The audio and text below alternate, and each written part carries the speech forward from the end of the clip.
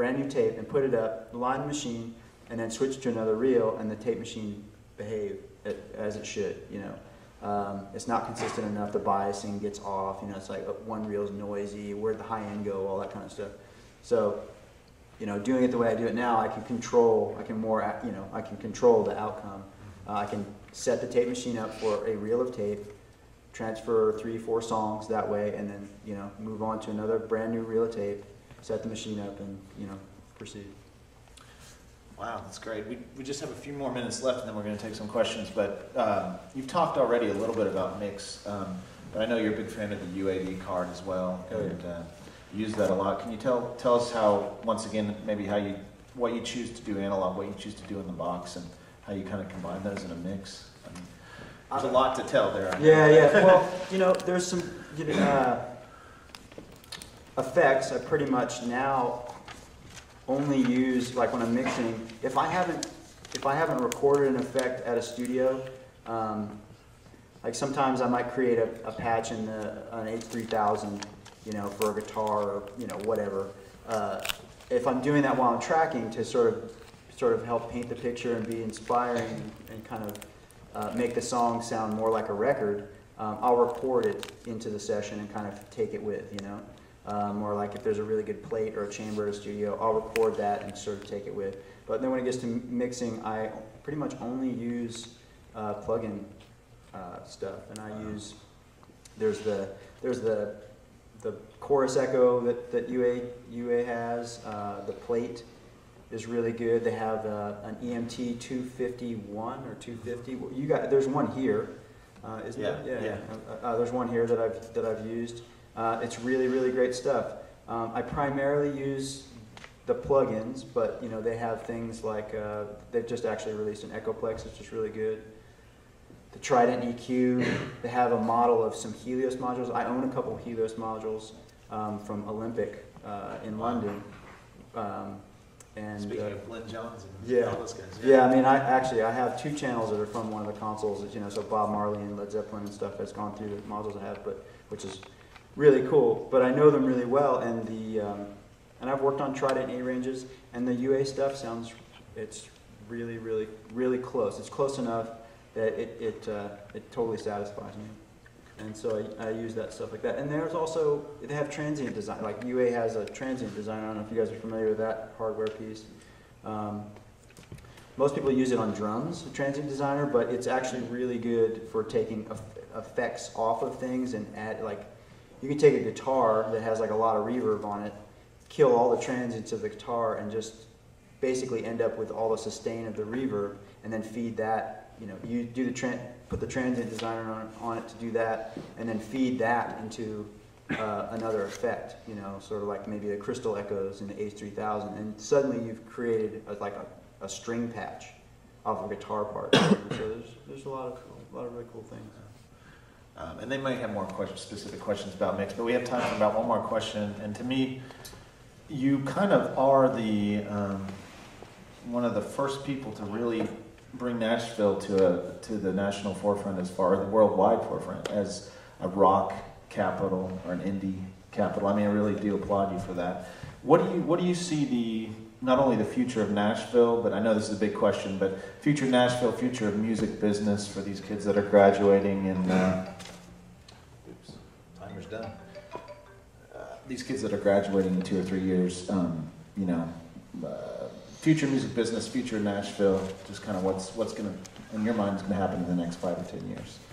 It's a big question. It is a big question. I mean, I think this is a great place to be. There's a lot going on that's not just, you know, people move here all the time from LA or, you know, wherever.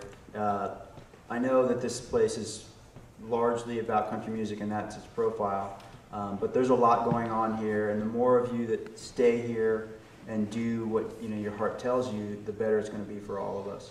So, you know, so I think the future for Nashville is good. I mean, we're in the best place there is in the music business right now, and it's friendly. There's a community here of people, you know, and everyone treats each other like community, which is really, really good. There's not, I feel like anywhere else I could be, the friends that I would have it would be different because it's not competitive here. I was like, I'm gonna go. It's like I hang out with my friends that make great records, and we just talk about stuff. And it's like there's no pressure. It's not competitive.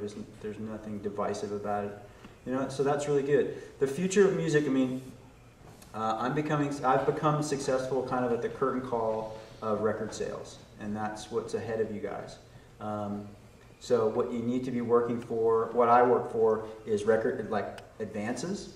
I want to make sure that I get paid as good as I possibly can up front, because the likelihood of a big fat royalty check even is not great. And but at the same time, there's a lot of new opportunities that are opening up. Publishing and licensing is something you guys should spend time while you're at school learning about, because those are the avenues of where money is.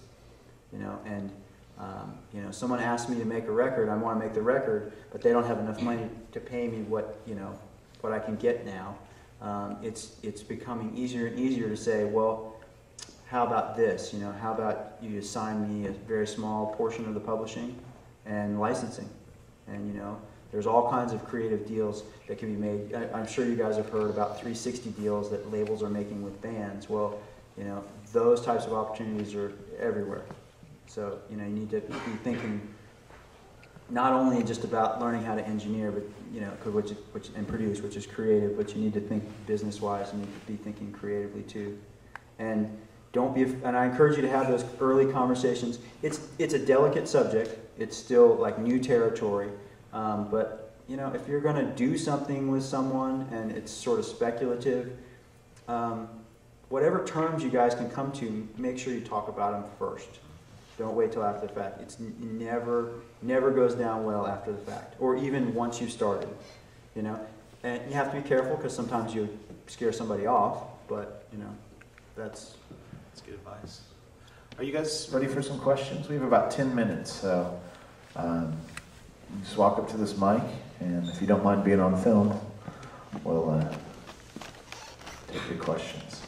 And introduce yourself too, and tell Jacquire your major and what you do. I'm Nick Gibbons. I'm an AAT major, and I'm a freshman. But Cool. What did you do personally that you think made you successful when so many other people fail? If there's anything specific that you did that other people didn't that made you kind of rise to the top of everyone else? Well, you have to be patient. And you have to persevere, and I really believe that pretty much all of us have the same capacity to learn to record.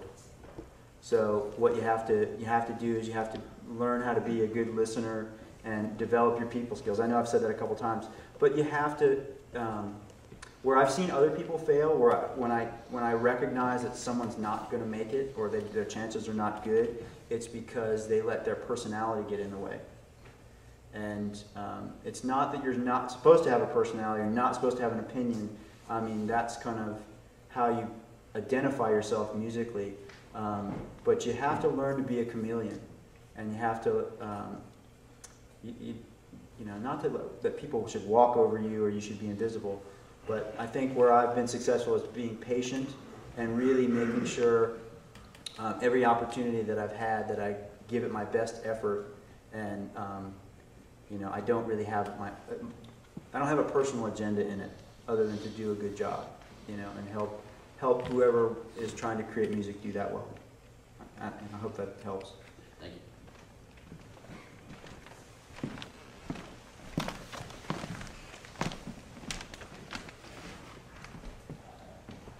Hey, my name is Kevin Warren. I'm an AAT major, and it's 2 or 3 months. I'm graduating, or 2 or 3 years. I'm graduating in 2 or 3 months. Just so Jacquire knows, AT is audio engineering technology. Right, yeah, sorry, so everybody says AT. My question is kind of back to the mixing side.